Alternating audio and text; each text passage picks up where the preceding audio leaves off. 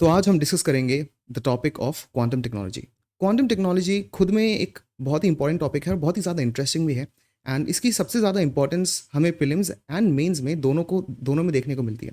Actually prelims में directly ना वो टर्म्स एंड कीवर्ड्स पूछ लेता है, एंड इस सिनेरियो में वो आपसे डायरेक्टली एक टर्म पूछ लेंगे। For example superposition and entanglement, ये किस थीम से रिलेटेड है। अब ऐसा कोई क्वेश्चन आ गया तो यू शुड नो कि ये क्वांटम टेक्नोलॉजी का एक टर्म है। ठीक है, फिर वो डायरेक्टली कॉन्सेप्ट भी पूछ सकते हैं। आपको एक लाइन दे देंगे और फिर पूछेंगे कि इसमें से कौन सा, इन चारों ऑप्शन में से कौन सा उससे ज़्यादा रिलेटेड है। So you will have to connect that as well. At the same time mains में जो जीएस थर्ड में साइंस एंड टेक्नोलॉजी का क्वेश्चन है, पोर्शन है, उसके अंदर भी fundamental as well as frontier technology पे क्वेश्चंस आते हैं और आएंगे फ्यूचर में भी। फ्रंटियर टेक्नोलॉजीज़ वो टेक्नोलॉजीज़ हैं जिनकी बाउंड्रीज अभी थोड़ी सी हमें पता नहीं। हम मतलब हमारी जो नॉलेज की बाउंड्रीज हैं उनको और ज़्यादा एक्सपैंड करने की कोशिश कर रहे हैं। दैट मीन्स ये जो टेक्नोलॉजी है ये बहुत ही नई है। And the thing is that we don't know much about them. जितना हमें पता है उससे ही हम अभी ऑब्वियसली उसमें रिसर्च कर रहे हैं, but we don't know that much about quantum technology to begin with actually. तो ये फ्रंटियर टेक्नोलॉजीज है जहाँ पे हम और ज़्यादा पॉसिबिलिटीज़ एक्सप्लोर कर रहे हैं। तो क्योंकि ये थीम जीएस थर्ड में देखने को मिलता है तो इट इज़ पॉसिबल कि क्वांटम टेक्नोलॉजी की जो एप्लीकेशंस हैं इस पे बेस्ड एक क्वेश्चन आ जाए, या फिर हाउ इज क्वांटम टेक्नोलॉजी, या फिर how is quantum computing different from classical computing, ऐसे भी क्वेश्चन आ सकते हैं। तो एक basic fundamental concept based question भी आ सकता है, और अप्लाइड क्वेश्चन भी आ सकता है जिसमें वो आपसे पूछ सकते हैं what is quantum technology and what is application, जिसमें आपको क्वांटम कंप्यूटिंग, क्वांटम क्रिप्टोग्राफी, इन चीज़ों को मेंशन करना पड़ेगा। ठीक है, ऐसे क्वेश्चन आए हुए हैं क्योंकि पहले। ठीक है, तो यू अंडरस्टैंड कि इस टॉपिक की यूटिलिटी क्या है। ठीक है, but that is not enough, we need to understand the topic in itself. Now it is possible and I am pretty sure that most of you would not have understanding, would not have a fundamental understanding of this topic. तो इसको हम इस तरह से पढ़ेंगे जिससे सारी चीज़ों को डाइसेक्ट करेंगे, छोटे छोटे पार्ट्स को समझेंगे, एंड देन फिर एक बिगर पिक्चर पर हम आएंगे। ठीक है, so it is very important कि क्योंकि ये बहुत ही इंटरेस्टिंग और थोड़ा सा इन डेप्थ कॉन्सेप्ट है, but the way I am going to explain this things, rest assured कि आपको चीज़ें इजीली समझ में आएगी। तो पहले देखते हैं एक सिंपल डेफिनेशन, एक बार देखते तो हैं ये है क्या। Obviously it is one of the most exciting and rapidly developing emergent technology, क्योंकि ये ऑब्वियसली जो क्वांटम वर्ल्ड और क्वांटम फिनोमेना है ये तो हिस्टोरिकली एग्जिस्ट करता ही था। हमें रिसेंटली पता चला है कि ऐसी भी कोई चीज़ होती है, एंड ऐसे भी कोई प्रिंसिपल्स एग्जिस्ट करते हैं, and that is why we are trying to understand them. हम उनकी एप्लीकेशन अभी भी ढूंढ रहे हैं। सो डिफाइन करने में, quantum technology leverages the principles of quantum mechanics, which is the science of very small to develop the technologies. अब इसका एक्चुअली मतलब क्या है? ये एक ऐसी टेक्नोलॉजी है जो कि क्वांटम मैकेनिक्स के जो फंडामेंटल प्रिंसिपल्स है उनको यूज करती है। अब इसका मतलब क्या है? We will see. It basically is the science of the very small. ये जो टर्म है ना, ये बहुत इंपॉर्टेंट है क्योंकि क्वांटम या क्वांटा का मतलब ही यही होता है, राइट? अब इस डेफिनेशन से आई एम प्रेटी श्योर आपको कुछ नहीं समझ में आया होगा। You will be like what is that even mean, but एक डेफिनेशन समझ पढ़ने से हमें एक गाइडेंस मिलता है कि हम किस डायरेक्शन में जा रहे हैं। तो अब पहला स्टेप हमारा है ये समझना कि क्वांटम में क्वांटम है क्या, और ये टेक्नोलॉजी का यूटिलाइजेशन हम कैसे कर रहे हैं। See, technology is basically application of scientific knowledge. ठीक है, ये जो यहाँ पे चीज़ लिखी है आपको याद नहीं रखनी। It is something which we are discussing and we are trying to understand this topic. So technology is something in which we apply the scientific knowledge, और इससे बहुत सारे tools and techniques को हम यूज़ करते हैं हमारी प्रॉब्लम को सॉल्व करने के लिए। That is basic technology.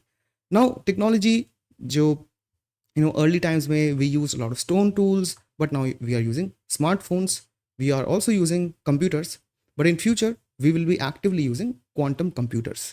Quantum computers अभी भी एग्जिस्ट करते हैं, बट वो कमर्शियल लेवल पे स्केलेबल नहीं है क्योंकि एज ए सेड ये एक इमर्जेंट टेक्नोलॉजी है। हम हर दिन क्वांटम वर्ल्ड के बारे में नई नई चीज़ें जान रहे हैं। We still don't know everything about this by the way. तो एक बार समझते हैं कि what is this quantum. Quantum का मतलब ही होता है the smallest possible amount of something, right? It refers to the smallest indivisible unit of a physical property. ये जो टर्म है ना quantum, I am pretty sure आपने बहुत सारी मूवीज देखी होगी, उसमें ना ये क्वांटम टर्म को ऐसे इधर उधर थ्रो करते रहते हैं, वो उसका कोई रेलिवेंस नहीं होता है। And the thing is that we need to understand कि जब भी टर्म क्वांटम यूज होता है इसका बेसिकली मतलब है बहुत ही छोटे लेवल पे। ठीक है, तो ये आपको ध्यान रखना है। अब बहुत ही छोटा लेवल क्या होता है? सी, अगर आप किसी लेट्स से आप एक चेयर को देखोगे, चेयर को आपने देखा, मान लेते हैं जो चेयर है वो वुड से बनी है, एंड देन लेट्स से आपके पास बहुत ही ज़्यादा पावरफुल माइक्रोस्कोप है, तो आपने क्या करा? चेयर पे जो वुड है उसको बहुत ज़्यादा जूम करा, बहुत ज़्यादा जूम करा, तो आपको दिखेगा कि बहुत सारे ऑर्गेनिक मॉलिक्यूल्स ऐसे अरेंज्ड हैं, ठीक है, और उससे फिर वो वुड बनी हुई है। फिर आपने इन मॉलिक्यूल्स और कंपाउंड्स को और ज़्यादा जूम करा और आपको पता चलेगा हर एक मॉलिक्यूल में कुछ एटम्स हैं, कार्बन, हाइड्रोजन, ऑक्सीजन, वो आपस में मिलके एक मॉलिक्यूल बना रहे हैं, ठीक है। तो ये बहुत सारे एटम से एक मॉलिक्यूल बन गया। फिर आप इस एटम को भी और ज़्यादा जूम करोगे तो आपको दिखेगा बीच में न्यूक्लियस, जिसमें प्रोटॉन है, न्यूट्रॉन है, फिर इलेक्ट्रॉन है जो उसके अराउंड घूम रहा है। Obviously we will not be able to see electron, proton and nucleus because उनकी प्रॉपर्टीज डिफरेंट है। बट सपोज आपके पास कोई मैजिक है जिसके थ्रू आप देख सकते हो, तो आपको एटम कुछ ऐसे देखने को मिल सकता है। What I am trying to say, अगर आप चेयर से डील कर रहे हो तो यहाँ पे क्वांटम वर्ड यूज नहीं करोगे आप। But when you are playing with atoms, मतलब इतने छोटे लेवल पे, if you are playing with the properties of atoms and their interaction, उस वर्ल्ड को, उस जूम्ड इन वर्ल्ड को वी कॉल इट क्वांटम। तो कोई भी प्रॉपर्टी हम एटॉमिक लेवल पे चेक करते हैं तो उसके सामने हम क्वांटम लगा देते हैं, ठीक है। अब हो सकता है हम 10 एटम से डील कर रहे हैं तो वो भी क्वांटम हो गया। मान लेते हैं हम एक ऐसे पार्टिकल से डील कर रहे हैं जो कि एटम से बहुत ज़्यादा छोटा है, तो उसके लिए भी क्वांटम यूज़ करेंगे। मतलब यू कैन अंडरस्टैंड, जो बहुत ही छोटी एंटिटीज़ हैं या जो पार्टिकल्स हैं, उनको अगर हम स्टडी कर रहे हैं और उनके आपस में इंटरेक्शन को स्टडी कर रहे हैं, तो वहाँ पे हम क्वांटम वर्ड को यूज़ कर लेते हैं। और बहुत सारे पॉप कल्चर में, मूवीज़ में जो क्वांटम का वर्ड है वो डेफिनेटली बहुत ही गलत तरह से होता है। बट यहाँ पे आपको समझ में आ गया क्वांटम मतलब क्या है एकदम। It is the science of a very small things, the things which make up everything. Atoms make up everything, और एटम्स को भी हम थोड़ा सा सब डिवाइड कर सकते हैं। तो वो जो सब एटॉमिक पार्टिकल्स हैं उनकी भी स्टडी करेंगे तो वो भी क्वांटम ही कहलाएगा। बेसिकली ये एक नाम है जो उस स्टडी को दे दिया गया है, ठीक है। फॉर एग्जाम्पल लाइट, आप लाइट को दे सकते हो। लाइट मतलब जो विजिबल लाइट है, जो विजिबल लाइट है टेक्निकली तो वो एक इलेक्ट्रोमैग्नेटिक वेव है, ठीक है। तो वो भी छोटे छोटे टाइनी एनर्जी पैकेट से बनी होती है जिसको कहते हैं photon. Photon is basically a quant of light. मतलब जब भी लाइट को आप ऑन करोगे, सपोज आपके पास एक टॉर्च है, ठीक है, और यहाँ पे एक वॉल है। अब जो टॉर्च से लाइट है, क्योंकि आप रियल टाइम में उसको देख रहे हो तो आपको लगेगा अच्छा ये तो वॉल जो है ना, इस पे लाइट डेफिनेटली फॉल हो रही है। तो you will not find any inconsistencies. आपने टॉर्च ऑन करा, इस पे लाइट आएगी, आपने टॉर्च बंद करा, यहाँ पे लाइट नहीं आएगी, यहाँ पे अंधेरा हो जाएगा। उसके बीच में जो लाइट जब तक इस दीवार पे गिर रही थी तो वो कॉन्स्टेंटली गिर रही थी जैसे नॉर्मली हमें दिखता है। बट एक्चुअली ऐसा होता नहीं है। ये जो लाइट है ना, ऐसे एक लाइन में नहीं ट्रैवल करती, लाइट छोटे छोटे पैकेट में ट्रैवल करती है। बट ऑब्वियसली ये जो छोटे छोटे लाइट के पैकेट्स हैं, एनर्जी के पैकेट्स हैं, ये स्पीड ऑफ लाइट से ट्रैवल कर रहे हैं 3 × 10 8 मीटर पर सेकेंड। ये बहुत इनक्रेडिबली फास्ट स्पीड है। तो ये जो गैप्स है ना छोटे छोटे, ये हमें दिखते नहीं है। We can not see them because the light is travelling at the fastest speed in the world, in the entire universe, and that is why ये गैप्स हमें दिखते नहीं है। लेकिन जो लाइट है वो भी छोटे छोटे क्वांटम ऑफ पैकेट से बनी होती है। तो यू कैन अंडरस्टैंड कि जब everything which is making the big things, and जब हम उन चीज़ों की ही स्टडी करते हैं जो छोटी छोटी चीज़ें होती हैं जो बड़ी चीज़ों को बनाती है, तो वो क्वांटम हो जाएगा। तो अगर हम इन फोटॉन्स को, जो इंडिविजुअल एनर्जी के पैकेट्स हैं, इनको स्टडी करने बैठेंगे तो हम ये डिस्कस करेंगे कि हम क्या क्या स्टडी कर रहे हैं। हम क्वांटम फिनोमेना डिस्कस कर रहे हैं। लेकिन अगर मैं ये डिस्कस कर रहा हूँ कि ये जो सपोज मैंने यहाँ पे मिरर रख दिया और जो लाइट है वो यहाँ से यहाँ पे रिफ्लेक्ट हो गई। ऑब्वियसली लाइट है तो वो एक एंगल पे रिफ्लेक्ट हो जाएगी। अगर मैं इसका एंगल स्टडी कर रहा हूँ तो वो फिर मेरी नॉर्मल स्टडी हो गई। लेकिन मैं अगर लाइट के जो फोटॉन्स हैं उनको इंडिविजुअली स्टडी कर रहा हूँ तो वो क्वांटम स्टडी हो गई। अब जो मैंने क्वांटम टर्म इसलिए लगा दिया क्योंकि मैं स्टडी तो अभी भी लाइट को ही कर रहा हूँ, बट लाइट का जो छोटा पार्टिकल है, ये लाइट का जो फंडामेंटल यूनिट है, जब मैं उसको स्टडी करने लगता हूँ तो मैं इसको क्वांटम बोल देता हूँ, ठीक है। तो it is a name which is ascribed to the study of the small world. This is something you should understand कि इसका मतलब क्या actually. So the quantum world मतलब एटॉमिक लेवल पे जो पूरी दुनिया है, एक्चुअली देखा जाए तो एवरीथिंग इज एटॉमिक। ये जो पेन है, अगर मैं इस पर बहुत ज़्यादा जूम इन कर लूँगा, जूम करता जाऊँगा तो मुझे बहुत सारे एटम्स इन लाइन अरेंज दिख जाएंगे। तो वही है बेसिकली, हर चीज़ में everything is made of atoms. So in quantum world at such a small level things behave differently than our everyday world. अब ये क्वेश्चन आता है कि अगर मैं लाइट का एंगल स्टडी कर रहा हूँ, जब लाइट एक मिरर पर इंसिडेंट है, फाइन, तो वो नॉर्मल स्टडी हो गई, मान लेते हैं। लेकिन अगर मैंने जो लाइट के जो छोटे छोटे फोटॉन्स हैं जिनसे लाइट बनी हुई है, हमें दिखता नहीं है बट ऐसा ही है, अगर मैं उनको स्टडी कर रहा हूँ तो मैं उसको क्वांटम बोल दूंगा। ऐसा क्यों? मैंने उसको अलग से नाम ही दिया क्यों है? हाँ, इट इज़ फाइन कि वो स्मॉल थिंग्स की स्टडी है, but why am I giving it a different name जब मैं स्टडी लाइट को ही कर रहा हूँ? And that is because at quantum level, at atomic level, things do not behave like the way they do at the normal normal objects level. तो जो हमारे आसपास ऑब्जेक्ट्स हैं, ये जिस प्रिंसिपल्स को फॉलो करते हैं उनको हम क्लासिकल प्रिंसिपल्स बोलते हैं, जिससे क्लासिकल मैकेनिक्स निकलती है। एंड जो प्रिंसिपल्स या जो फीचर्स क्वांटम लेवल पे डिस्प्ले होते हैं, जो एटम्स जिन इंस्ट्रक्शंस को फॉलो करते हैं, उनको हम क्वांटम प्रिंसिपल्स कहते हैं, जिससे क्वांटम मैकेनिक्स बनती है। तो मतलब ये जो साइज का खेल है, it is not just about कि हम बड़े ऑब्जेक्ट्स को पढ़ रहे हैं या छोटी एंटिटीज़ को पढ़ रहे हैं। इट इज़ ऑल्सो अबाउट कि जो बड़े ऑब्जेक्ट्स हैं वो डिफरेंट लॉज फॉलो कर रहे हैं, और जो एकदम एटॉमिक लेवल पे जो लॉज एप्लीकेबल हैं वो कुछ और हैं। तो अब यहाँ पे आपको एक डिवीजन दिखता है, इसलिए दोनों फील्ड्स काफ़ी डिफरेंट है। ठीक है, तो now let us take a random example. एक क्लासिकल फिजिक्स का एग्जांपल देखते हैं जिसमें क्लासिकल प्रिंसिपल्स फॉलो हो रहे हैं। क्लासिकल प्रिंसिपल्स या क्लासिकल फिजिक्स क्या होगी, जो आपको पता है। बेसिकली अगर मेरे पास एक बॉल है और ये ग्राउंड है, अब मैंने बॉल को इस डायरेक्शन में फेंका, तो मैं मैथमेटिकली प्रिडिक्ट कर सकता हूँ, अगर मुझे पता है कि बॉल को मैंने किस वेलोसिटी से फेंका है और बॉल की जो इलास्टिसिटी कितनी है, उसके बेसिस पे मैं बता सकता हूँ ना कि वो बॉल यहाँ पे गिरेगी, फिर वो बाउंस करेगी, फिर और दो तीन चार बाउंस के बाद वो यहाँ पे रुक जाएगी। इस चीज़ को मैं मैथमेटिकली कैलकुलेट कर सकता हूँ। फाइन, क्योंकि मुझे पता है कि बॉल यहाँ के बाद वापस बाउंस करेगी ही, ऐसा हो गई। ठीक है, अगर मैं एक कार चला रहा हूँ 60 किलोमीटर पर आवर से, 60 किलोमीटर पर आवर से मैं कोई कार ड्राइव कर रहा हूँ।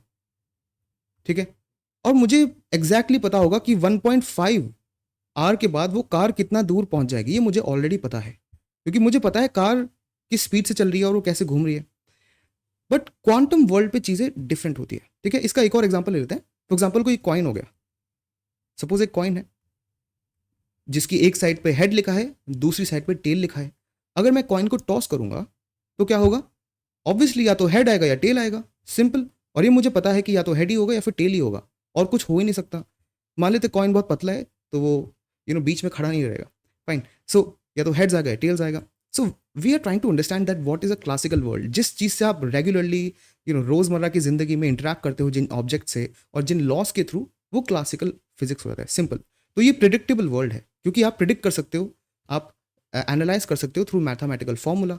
ठीक है, ऑब्जेक्ट्स हैव, और इस वर्ल्ड में जो नॉर्मल वर्ल्ड है आपका, इसमें डेफिनेटिव प्रॉपर्टीज है, साइज, कलर, पोजीशन। आपको पता है कार की साइज क्या है, कलर क्या है, और उसकी एग्जैक्ट पोजीशन क्या है। और अब आपको मान लेते हैं पता ही नहीं है कार लोकेटेड कहाँ है, लेकिन आपको बोल दिया गया है कि जो कार है वो इंडिया गेट से चालू हुई है इस डायरेक्शन में, और वो 60 किलोमीटर पर आवर की स्पीड से चल रही है।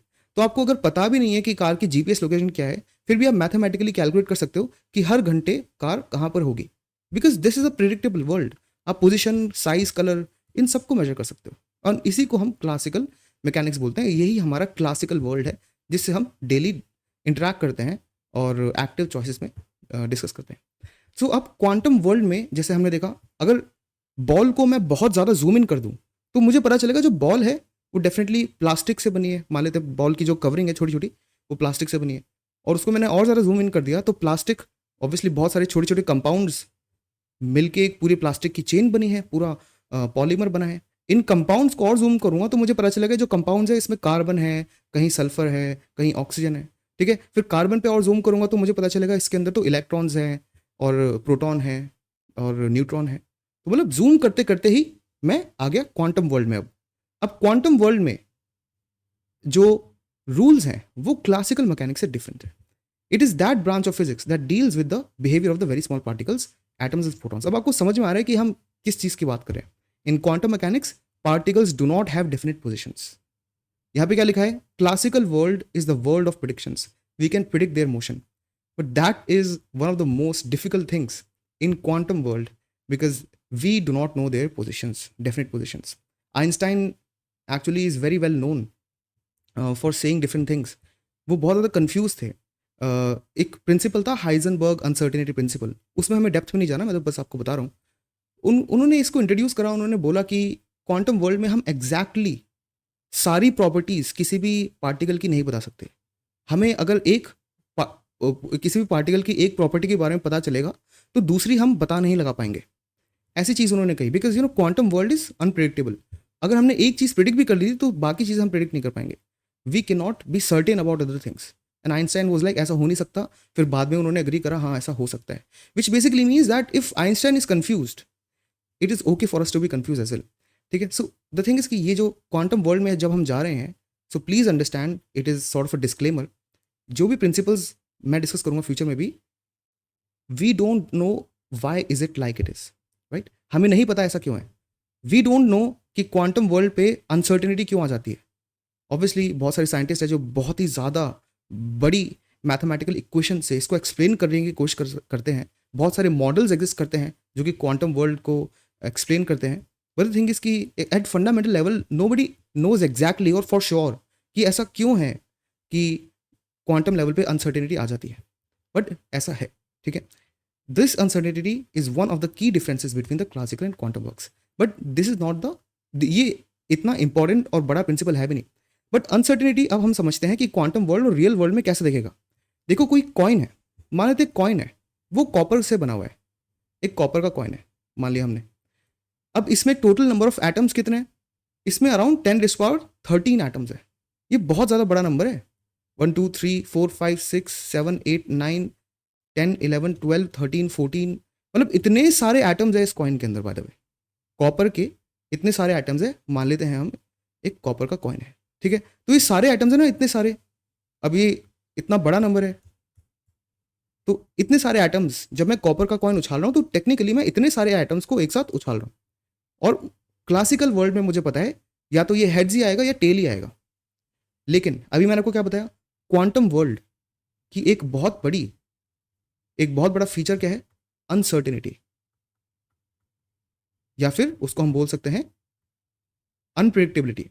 दैट मीन्स अब हम इसी कॉइन को क्वांटम वर्ल्ड पे लेके चलते हैं, राइट। एक कॉइन बनाते हैं जो कि सिर्फ 100 एटम जितना है। कितना? 100 एटम। 100 एटम्स को अरेंज करके हमने ऐसे कॉइन बना दिया। ये अगेन एक हाइपोथेटिकल एग्जांपल है। अगर 100 एटम्स से कोई सर्कुलर डिस्क बनाई जाएगी तो जरूरी नहीं है जो मैं बोल रहा हूँ वैसा हो। एक हाइपोथेटिकल एग्जांपल है टू मेक यू अंडरस्टैंड कि इस बड़े कॉइन को जिसमें इतने सारे एटम्स हैं, अगर इतने सारे एटम्स की जगह हम 100 एटम्स चुन के एक सर्कुलर डिस्क अगर हम बना दें, सो व्हाट विल हैपन? तो सपोज एक एटम है, मतलब एक क्लस्टर ऑफ एटम्स है स्फेरिकल सर्कुलर डिस्क की शेप में, और ये 100 एटम्स है सिर्फ, राइट। तो यहाँ पे तो इतने सारे एटम्स को मैं एक साथ उछाल रहा था, तब मुझे सर्टेनली पता था इस लेवल पे क्या आ जाएगी? Uncertainty and unpredictability. ये चीज़ें यहाँ पे इंट्रोड्यूस हो जाएगी। So what will happen now suppose I have a massively sophisticated instrument, क्योंकि अभी इतना छोटा कॉइन है, I will not be able to toss it right with my hand because I will not be able to see it. तो suppose एक बहुत ही sophisticated instrument से मैंने इसको टॉस करा, and now these principles will function. तो क्या होगा? I will have no clue कि क्या होने वाला है। और वो टॉस होके, जब कॉइन टॉस हो चुका है, उसके बाद ये जो कॉइन है ये हेड्स भी हो सकता है या टेल्स भी हो सकता है। अब आपको कंफ्यूजन हो रहा होगा that what am I even trying to say, मुझे पता नहीं है हो क्या रहा है या वो एक्चुअली एग्जिस्ट करता है। द थिंग इज, ये जो कॉइन है ना, यहाँ पे तो कॉइन टॉस करने के बाद हेड्स ही होगा या टेल्स ही होगा, मतलब ये सिर्फ एक स्टेट में रहेगा। ठीक है, ये एक स्टेट में रहेगा। यहाँ पे क्योंकि रूल्स डिफरेंट है, क्वांटम वर्ल्ड पे रूल्स आर डिफरेंट, तो यहाँ पे वो सर्टेनिटी नहीं है। तो यहाँ पे ये जो कॉइन है, ये हेड्स या टेल्स इस लेवल पे मान लेते हैं, ऊपर या नीचे।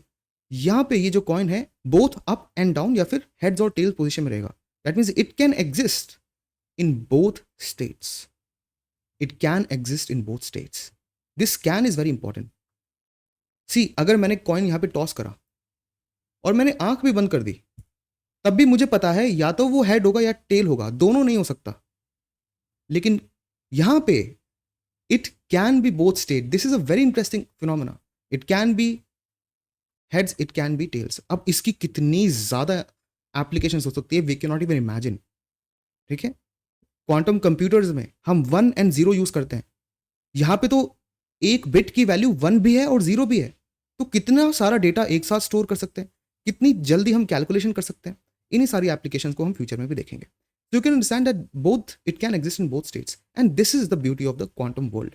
And also this creates a lot of confusion कि ऐसा क्यों है, why is it the case, and the thing is that we don't know, right. So इसको जो स्क्रॉडिंजर है, बहुत ही इंपॉर्टेंट और बहुत ही इनक्रेडिबल साइंटिस्ट थे, इन्होंने इसको एक्सप्लेन करने की कोशिश करी थी, और उनका एक खुद का एक्सपेरिमेंट था जिसको स्क्रॉडिंजर कैट एक्सपेरिमेंट बोला गया है. एंड प्रेटी श्योर आपने किसी ना किसी रेफरेंस में इसको सुना भी होगा. तो इसमें इन्होंने बेसिकली यही बोला है, सपोज एक बॉक्स है, ठीक है, एक बॉक्स है जिसके अंदर एक कैट है. इस कैट को इस बॉक्स के अंदर बंद करा हुआ है, राइट. और यहां पे कोई रेडियो एक्टिव आइटम रख दिया. खैर उन्होंने रेडियो एक्टिव आइटम रखा है, मैं मान लेता हूं यहां पे एक बॉम्ब रख दिया उन्होंने. अब ये बॉम्ब ना थोड़ा सा डॉजी है, मतलब इसके 50% फूटने के चांस है. ये फूट भी सकता है और नहीं भी सकता है, मतलब थोड़ा सा अजीब सा है. इट कैन ब्लास्ट और इट कैन नॉट ब्लास्ट. ये 50-50 एग्जैक्टली 50-50% चांसेस है. और स्क्रॉडिंजर ने अपनी कैट इसमें डाली. ऐसे उन्होंने करा नहीं था, ये अगेन एक हाइपोथेटिकल इमेजिनरी एक्सपेरिमेंट है. और उसके अंदर एक बॉम्ब रख दिया और वो रूम को छोड़ के चले गए. अब मान लेते अगर बॉम्ब को फटना होता ना, वो 10 सेकंड में फट जाता. और वो जो स्क्रॉडिंजर है खुद रूम से बाहर जा चुके हैं और 10 सेकंड से ज़्यादा हो चुके हैं. उनको पता है कि 10 सेकंड हो चुके हैं, लेकिन उनको अब ये नहीं पता कि बॉक्स क्योंकि बंद है, कि बॉक्स के अंदर जो कैट है क्या वो जिंदा है या वो मर गई, क्या बॉम्ब फटा है या नहीं फटा, वी डोंट नो. तो अब आप देखो क्लासिकल लेवल पे, क्लासिकल लेवल मतलब क्योंकि कैट तो क्लासिकल ऑब्जेक्ट है ना एक, क्योंकि बड़ी है काफ़ी, इसमें billions and billions and billions of atoms हैं. ये बॉम्ब भी बिलियन ऑफ एटम से बना हुआ है, ये बॉक्स भी billions and billions and billions of atom से बना हुआ है. तो यहाँ पे जो रूल्स अप्लाई होंगे वो क्लासिकल होंगे. मतलब हो सकता है स्क्रॉडिंजर को पता नहीं है कि कैट जिंदा है या मरी है, क्योंकि उनको ये नहीं पता ना कि बॉम्ब फटा है या नहीं फटा, क्योंकि वो प्रोबेबिलिटी है. तो मान लेते हैं अगर बॉम्ब फट गया तो कैट मर गई होगी, बॉम्ब नहीं फटा तो कैट जिंदा रहेगी. तो ये हो सकता है स्क्रॉडिंजर को ये पता नहीं है कि कैट जिंदा है या मरी हुई है, बट उनको ये पता है हाँ दोनों में से एक चीज़ तो हो चुकी है 100%. बट क्वांटम लेवल पे थिंग्स आर डिफरेंट. मान लेते ये जो कैट है ये 50 एटम से बनी है, ठीक है, और यहाँ पे एक बॉम्ब रखा है और बॉम्ब फट जाता है. तो अब ये वही सेम एटम्स हैं लेकिन बहुत ही कम नंबर में है, तो इनकी जो प्रॉपर्टी है वो डिफरेंट हो गई. अब ये डिफरेंट लॉस फॉलो करेंगे. अब यहाँ पे अनप्रिडिक्टेबिलिटी एंड अनसर्टिनिटी आ जाएगी. दैट मीन्स कि अब श्रॉडिंजर को ये तो पता नहीं है कि कैट जिंदा है या मरी हुई है, बट उनको ये आइडिया है कि जो कैट है हो सकता है दोनों स्टेट में एग्जिस्ट करे. That means cat can be alive and dead at the same time. जैसे यहाँ पे जो कॉइन था वो हेड या टेल दोनों में एग्जिस्ट कर सकता है, मतलब वो बोथ स्टेट में साथ में एग्जिस्ट कर सकता है. ये सिर्फ कंफ्यूजन नहीं है कि हो सकता है वो हेड में हो सकता है वो टेल में हो. ये एक और पॉसिबिलिटी आ जाती है कि हो सकता है वो दोनों स्टेट में एग्जिस्ट करता है. तो एक क्वांटम कैट, क्वांटम लेवल पे 50 एटम से बनी हुई कोई कैट है, that cat will be alive and dead both at the same time. ठीक है, बट ऐसा क्या होगा अगर श्रॉडिंजर रूम के अंदर आते हैं और इस क्वांटम कैट को देखते हैं, ठीक है, मतलब वो बॉक्स को खोलते हैं, तो क्या होगा? जैसे ही वो बॉक्स को खोलेंगे, जब तक उन्होंने बॉक्स को नहीं खोला है तो क्या पॉसिबिलिटी है? या तो कैट डेड है या कैट अलाइव है, या फिर कैट बोथ है, कैट डेड एंड अलाइव दोनों है.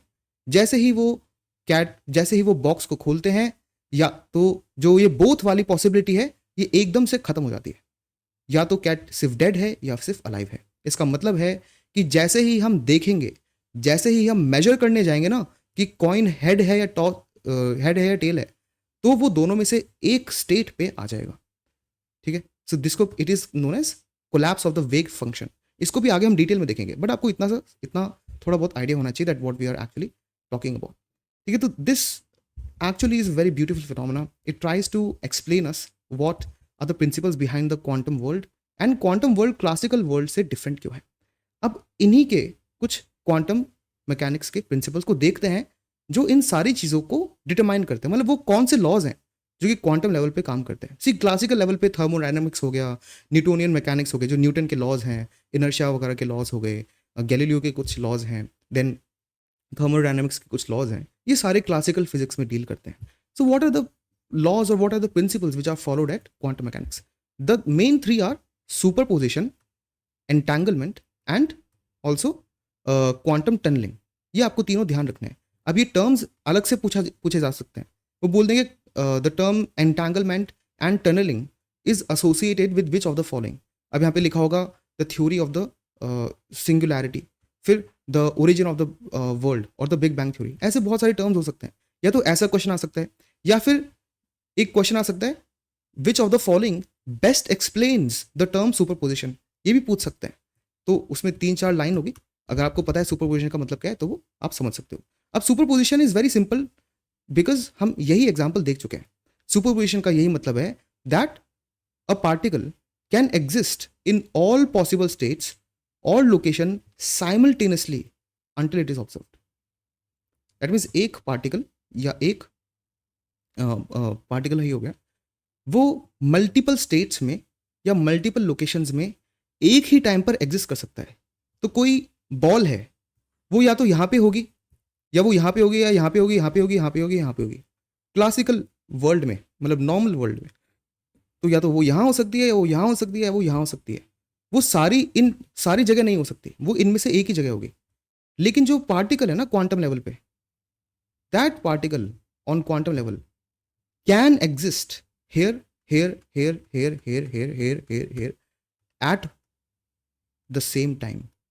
That means एक ही टाइम पर, मतलब अगर एक ही टाइम पर वो इतनी जगह एग्जिस्ट करता है, so that is a property which is known as superposition. ठीक है, तो ये आपको ध्यान रखना है. जैसे जो कैट है वो अलाइव है, डेड, दोनों एक ही टाइम पर. जो कॉइन है उसकी पॉसिबिलिटी है कि वो हेड भी हो सकता है और टेल्स भी हो सकता है एक ही टाइम पर. तो ये भी काफ़ी इंटरेस्टिंग है. अब आपको थोड़ा सा कंफ्यूजन इसमें होगा कि इसका ये मतलब क्या है. सी ट्राई टू अंडरस्टैंड कि again we are still researching कि सुपरपोजिशन एक्चुअली इसका ओरिजिन क्या है. एंड बहुत सारी थ्योरीज है, we do not have exact understanding कि ये आया कैसे, ये होता क्यों है ऐसा क्वांटम वर्ल्ड पे. ठीक है, बट इसके फीचर्स क्या हैं उस पर काफ़ी रिसर्च हो चुकी है. सो इसको आप इस तरह से समझने की कोशिश करो. अगर आपने मैथ्स में प्रोबेबिलिटी का कॉन्सेप्ट थोड़ा पढ़ा है, तो उससे यहाँ पे लिंक करने का एक तरीका बन सकता है. सपोज मेरे पास कोई कैलकुलेशन नहीं है, ठीक है, ना ही मेरे पास कोई स्पीडोमीटर है, ना ही कोई ऐसी चीज़ है जिससे मैं किसी ऑब्जेक्ट की वेलोसिटी चेक कर सकता हूँ. बट मेरे पास एक बॉल है, ठीक है, और मैंने बॉल को बहुत ही धीरे से फेंक दिया और आंखें बंद कर ली. तो मुझे एक रफ आइडिया होगा ना कि भाई बॉल मैंने जितनी तेज़ी से फेंकी है वो या तो यहाँ पे रुक गई होगी, या थोड़ी सी और जाके यहाँ पे रुक गई होगी, या फिर इसके बीच में कहीं भी रुक गई होगी. मतलब अब क्योंकि बचपन से आई एम थ्रोइंग बॉल्स, मैं बहुत बार बॉल से खेल चुका हूँ, तो मुझे एक आइडिया है कि अगर मैंने यहाँ से बॉल फेंकी है आंख बंद करके, और मुझे पता है कितना मैंने उसमें दम लगाया है, तो हो सकता है वो क्लोजेस्ट यहाँ पे रुक गई होगी, या ज़्यादा से ज़्यादा भाई वो इतना दूर चली गई होगी. इससे वो आगे जाएगी नहीं, ये मुझे आइडिया है. और इससे पहले रुकेगी नहीं, क्योंकि इतना मैंने उसको एक थोड़ा इनिशियल एक पुश दिया था. तो मतलब वो यहाँ से लेके यहाँ के बीच कहीं भी हो सकती है, राइट. तो प्रोबेबिलिटी क्या है बॉल के होने की, यहाँ से लेके यहाँ तक इस पूरे एरिया में इट इज़ प्रोबेबल कि बॉल यहाँ से यहाँ तक हो सकती है, right. Think about this now. अब इट इज़ ऑल्सो प्रोबेबल कि सी, अब मुझे ये भी पता है कि उसके एकदम यहाँ पे रुकने की चांसेस, अब मैं सपोज एक चार्ट बनाता हूँ, चार्ट में किसकी ज़्यादा परसेंटेज प्रोबेबिलिटी है, तो यहाँ पे होने की प्रोबेबिलिटी उसकी इतनी है, और यहाँ पे होने की प्रोबेबिलिटी भी ऑलमोस्ट सिमिलर है. लेकिन बीच वाले एरिया में उसकी प्रोबेबिलिटी होने की थोड़ी सी ज़्यादा है, क्योंकि मैंने तो ये तो एंड पॉइंट है ना कि भाई या तो यहाँ पे रुक गई या वो सबसे एंड एरिया है. लेकिन उसकी ज़्यादा प्रोबेबिलिटी क्या है कि इन दोनों के बीच में कहीं रुक गई होगी. तो मतलब बीच की प्रोबेबिलिटी थोड़ी सी ज़्यादा है और एंड की प्रोबेबिलिटी थोड़ी कम है. दैट मीन्स क्वांटम वर्ल्ड पे भी किसी भी पार्टिकल की एक जगह पर होने की या किसी एक एरिया में होने की प्रोबेबिलिटी ना ऐसे होती है. अब आप खुद देखो, मैंने आपको स्टार्टिंग में बोला कि जो क्वांटम मैकेनिकल, ये जो क्वांटम वर्ल्ड में जो पार्टिकल्स है, फॉर एग्जांपल आप इलेक्ट्रॉन को अपनी आंख से नहीं देख सकते, आप प्रोटॉन को अपनी आंख से नहीं देख सकते. फिर प्रोटॉन के अंदर भी क्वार्क्स होते हैं, मतलब प्रोटॉन भी और छोटे पार्टिकल से मिलकर बनाए, उनको भी आप अपनी आंख से नहीं देख सकते. तो आप उनको मेजर करते कैसे हो? आप उनको मेजर कर सकते हो या करते हो प्रोबेबिलिटी से, कि आप प्रोबेबिलिटी देखते हो कि जिस तरह से इलेक्ट्रॉन बिहेव करता है, जिस तरह से प्रोटॉन बिहेव करता है, वो एटम के या इस क्वांटम वर्ल्ड में ना इस पोजीशन के अराउंड, इसी के अराउंड होंगे, और इस पोजीशन के अराउंड भी यहाँ पे उसकी होने की प्रोबेबिलिटी ज़्यादा है और यहाँ पे उसकी होने की प्रोबेबिलिटी कम है. And that is how superposition allows it. See classical world में जो प्रोबेबिलिटी ना, इसका ये मतलब है जब मैंने बॉल फेंकी तो मुझे पता है कि उसकी यहाँ की प्रोबेबिलिटी होने की ज़्यादा है, यहाँ पर कम है और यहाँ पे भी थोड़ी सी कम है, लेकिन यहाँ पे प्रोबेबिलिटी जीरो है, मतलब इसके पीछे नहीं होगा और उसके आगे नहीं होगा, ये मुझे पता है. और इसके बीच में भी मेरी आंखें बंद है, फिर भी मुझे पता है कि बॉल यहीं पे कहीं ना कहीं एक जगह ही रुक गई है। लेकिन अगर मैंने आंखें बंद करके एक एटम को फेंका, तो उसकी भी प्रोबेबिलिटी मान लेते हैं यहाँ से यहाँ तक है कि वो इसके बीच में हो सकता है। और उसका जो प्रोबेबिलिटी ग्राफ है वो भी ऐसा है कि ये सबसे लोअर लिमिट है, फिर यहाँ पे उसकी प्रोबेबिलिटी बीच में होने की ज़्यादा है और एंड तक होने की थोड़ी सी कम है, और उसके बियॉन्ड वो नहीं हो सकता, इसके पहले भी नहीं हो सकता। लेकिन क्योंकि मेरी आंखें बंद है, तो इसके केस पे इवन दो मैं ये बता नहीं पाऊंगा कि एटम कहाँ पर है, बट मैं ये भी नहीं, और बट मेरे पास ये भी एक ऑप्शन है, मुझे ये भी पता है कि जो एटम है वो इन सारी जगह हो सकता है। दैट मीन्स उस एटम का 1/10 हिस्सा यहाँ पे हो सकता है, उस एटम का 2/10 हिस्सा यहाँ पे हो सकता है, 2/10 यहाँ पे हो सकता है, 1/10 यहाँ पे हो सकता है। ठीक है, ये कितना हो गया? 4 और 4/10 यहाँ पे हो जाएगा। मतलब ये ओवरऑल मान लेते एक एटम के 10 हिस्से हैं, मतलब एक एटम को 10 हिस्से, एक एटम 10 हिस्सों में बट गया, तो उसका 1/10 हिस्सा यहाँ पे हो सकता है, 2/10 यहाँ पे हो सकता है, 4/10 यहाँ पे हो सकता है, 2/10 यहाँ पे, 2/10 यहाँ, 1/10 यहाँ पे। What does it mean? इसका हो क्या रहा है? लेकिन और ये मुझे पता है ऐसा हो सकता है जब मेरी आंखें बंद है, लेकिन जब मैंने बॉल फेंकी है तब मुझे पता है नहीं, बॉल या तो 100% यहाँ पे यहाँ है, या तो यहाँ है यहाँ पे यहाँ है, मतलब वो ऐसी बटी हुई नहीं है। बट क्वांटम वर्ल्ड में ऐसा नहीं है, it can be everywhere at one place. और ऐसा हो क्यों रहा है ऐसे? मतलब एक ही ऑब्जेक्ट दो जगह कैसे पॉसिबल है होना? इसके कारण। और ये प्रोबेबिलिटी ग्राफ का ही होता है। अब इसके ज़्यादा आपको डेप्थ में नहीं जाना, ठीक है? ये भी मुझे मैंने आपको थोड़ा सा एक्स्ट्रा बता दिया ताकि आपके कॉन्सेप्ट्स एक बार फंडामेंटल समझ में आ जाए आपको, तो ये चीज़ आप भूलते नहीं हो। ठीक है, ये क्वांटम मैकेनिक्स का जो प्रिंसिपल्स है आपको थोड़े से सुपरफिशियल ही याद रखना है, ज़्यादा डेप्थ में नहीं जाना है, बट फिर भी I have explain a little bit more, right? So this is super position. एक जगह या एक टाइम पे वो दो या दो से ज़्यादा जगह एग्जिस्ट कर सकते हैं। ऐसा क्यों है? Because of probability. Classical world में अगर मुझे पता भी नहीं है बॉल कहाँ है, फिर भी मुझे पता है वो जहाँ पर भी है वो 100% पूरी की पूरी बॉल वहीं ही होगी। लेकिन क्वांटम स्केल पे मैं ये नहीं कह सकता। वो उस पूरे जो उसकी प्रोबेबिलिटी का रीजन है उसमें सब में पूरी डिफ्यूज्ड, ऐसे it can be like diffused in this entire space.